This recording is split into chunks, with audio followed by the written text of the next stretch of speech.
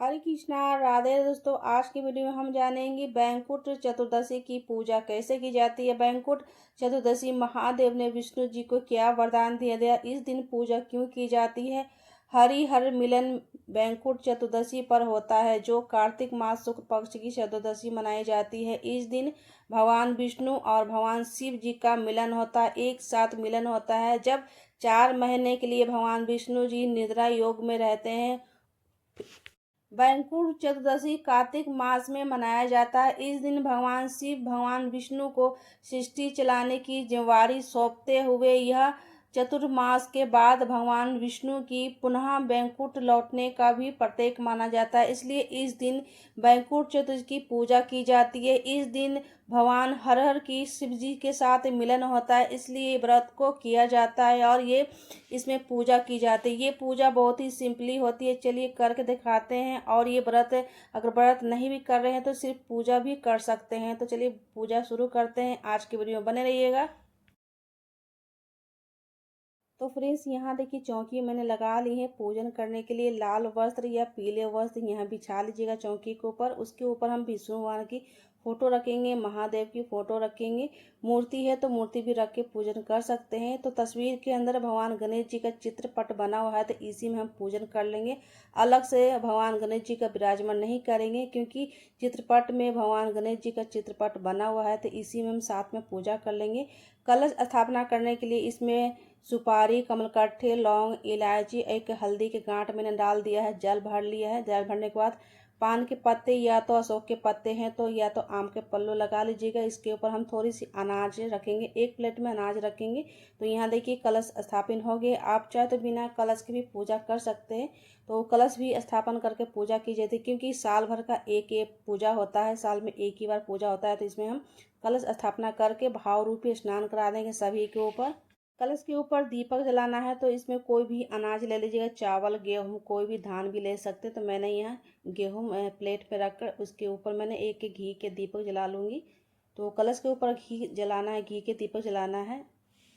कलश के ऊपर घी का दीपक मैंने जला दिया है। अब यहाँ स्वास्तिक बनाएंगे। चावल से स्वास्तिक बनाएंगे या तो अष्टदल भी बना सकते हैं। तो मैं यहाँ चावल से स्वास्तिक बना लूँगी क्योंकि स्वास्तिक भी बना सकते हैं आप चाहे तो हल्दी से भी बना सकते हैं, आटे से भी बना सकते हैं। तो मैं यहाँ चावल से स्वास्तिक बना लूँगी।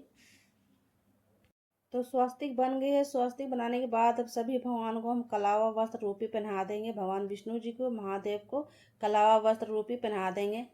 महादेव को सफ़ेद वाली चंदन तिलक लगा देंगे। माता पार्वती को रोरी कुमकुम तिलक लगा देंगे। महादेव को जनेऊ अर्पित कर देंगे। भगवान विष्णु जी को पीले वाले चंदन लगा देंगे, पीले वाले जनेऊ अर्पित कर देंगे। भोग अर्पित कर देंगे, कोई भी मीठा में बनाए पुष्प अर्पित कर देंगे। अगर बाजार से लेकर आए तो बाजार से भी भोग अर्पित कर सकते हैं, नहीं तो घर पर भी कोई मीठा बनाए तो भोग लगा सकते हैं। फल में भोग लगा देंगे। कुछ दक्षिणा अर्पित कर देंगे। हमारे पूजा में जो भी कमी हो पूर्ण करने के लिए जल अर्पित कर देंगे। भगवान शंकर की जो भी प्रिय वस्तु है जैसे कि बेलपत्र है, बेलपत्र या धतूरे भी अर्पित कर सकते हैं। भगवान विष्णु जी को तुलसी पत्ता जरूर अर्पित कीजिएगा क्योंकि बिना तुलसी पत्ता के भगवान विष्णु पूजा स्वीकार नहीं करते हैं, भोग स्वीकार नहीं करते हैं। तुलसी पत्ता अर्पित जरूर करेंगे, जल अर्पित करेंगे। अब यहाँ कथा सुन लेंगे। कथा सुनने के लिए 1 लोटा जल लेंगे, हाथ में काले तिल ले लेंगे। काले तिल ने तो सफ़ेद तिल भी ले सकते हैं। बैकुंठ चतुर्दशी की कथा आती है, वहाँ से कथा पढ़ लेंगे। कथा सुनने के बाद हम थोड़ी सी तिल मैंने हाथ में लिया है तो कथा यहाँ हो गई है। कथा होने के बाद जो तिल हाथ में मैंने लिया थोड़ी थोड़ी मैं यहाँ छोड़ देंगे और दीपक के पास भी छोड़ देंगे और लोटे के अंदर भी डाल देंगे। ये जल जो है सूर्य नारायण को, अब अगर सुबह पूजा कर रहे हैं तो सूर्य नारायण को जल दीजिएगा, शाम को कर रहे हैं तो चंद्रमा को जल दीजिएगा। उसके बाद 14 दीपक की मान्यता होती है, इसलिए 14 दीपक आज के दिन जलाया जाता है। इसलिए बैकुंठ चतुर्दशी के दिन 14 दीप दान करने का बहुत ही महत्व होता है। 14 दीपों की आरती करने के लिए घी के दीपक या धूप से, कपूर से भी आरती कर सकते हैं। तो मैं यहाँ घी के दीपक धूप से आरती कर लूँगी। सर्वप्रथम भगवान गणेश जी की आरती करेंगे, विष्णु भगवान जी की आरती कर लेंगे, भगवान शंकर जी की आरती कर लेंगे। प्रेम पूर्वक से यहाँ पर प्रेम से आरती कर लेंगे। आरती यहाँ हो गई है। उसके बाद यहाँ 3 बार जल लेकर हाथ में वार देंगे। 3 बार यहाँ जल वारा जाता है। उसके बाद हाथ जोड़ के प्रार्थना करेंगे, जो भी हमारे पूजा में कमी हो पूर्ण करे, क्षमा करे, जो भी हमारे पूजा में कमी हो। तो यहाँ हाथ जोड़ के प्रणाम कर लेंगे। जान लेते हैं कि इस पूजा को कब करना है, 3 नवंबर का करना है या 4 नवंबर करना है। तो 4 नवंबर को ये पूजा को करना है।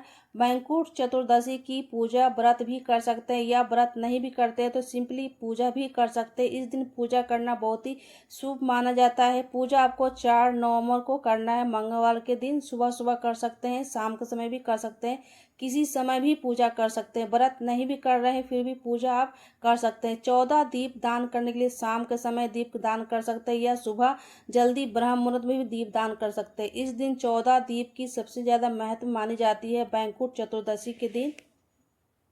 दोस्तों, हम महिला घर पर तीज त्योहार पूजा कैसे करते हैं, हमारे वीडियो देखने के लिए चैनल को सब्सक्राइब, लाइक, शेयर जरूर कीजिएगा। कमेंट बॉक्स में कमेंट जरूर कीजिएगा। जय माता दी। मिलते हैं नेक्स्ट वीडियो में, तब तक लिए राधे राधे, हरे कृष्णा।